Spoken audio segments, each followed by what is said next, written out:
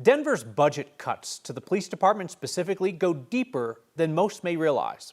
DPD says it can't afford to fill crime scene investigator positions these days, and the city's short on the technicians to keep patrol cars running. Our Spencer Soysher explains. When crime happens in Denver, it's not just sworn police officers who show up. Obviously, officers are not expert in collecting evidence. Denver Police Chief Ron Thomas says the city has been recruiting and hiring new police officers, but its civilian positions are significantly understaffed. Certainly much more preferable to have a crime scene tech going to crime scenes and collecting key evidence. In a presentation to city council members Wednesday, Thomas said city budget issues have forced the department to leave key positions unfilled. The position that is the shortest are those crime scene investigators. Those investigators and criminologists fall in the Records and ID Bureau. In May, we reported its latent prints unit had a 336 case backlog and a ballooning turnaround time. Those backlogs are due to the shortages in staffing. The Bureau is budgeted for 45 positions. Just 27 of those are filled. It impacts the time officers have to wait for clearances and the time that the court has to wait for documents. Despite hiring more officers, the police department says there's not always a working car for them either.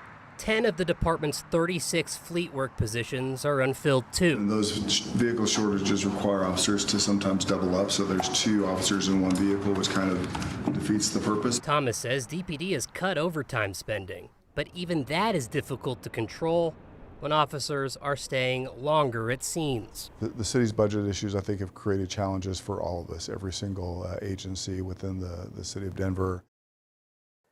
Thomas says cases have not been affected by the backlogs and officer evidence collection. The DA's office didn't respond to our request to confirm that. Complicating matters in this, state law requires that anyone granted a PR or cash bond needs to be released within 6 hours. The chief worries that if DPD is not able to process people quickly enough, suspects could be released when maybe they shouldn't be, Kyle.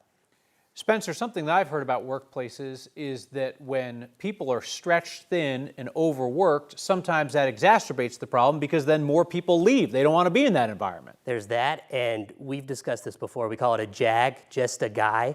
This is a difficult job. The police department believes it's a little bit more stress maybe in Denver than it would be at some suburban police department to do this job. They think that there's a lot of stress and a lot of work, and you make one small error, it can have a huge impact, and that may be a reason that people are leaving as well. Absolutely. We're going to let people in on the secret. Spencer Soysher's goal in life is to be a JAG, just a guy, unnoticed, below the radar. Unfortunately, he keeps doing good work, and he keeps getting noticed. You're failing at your JAG mission. All right, Spencer Soysher, thank you.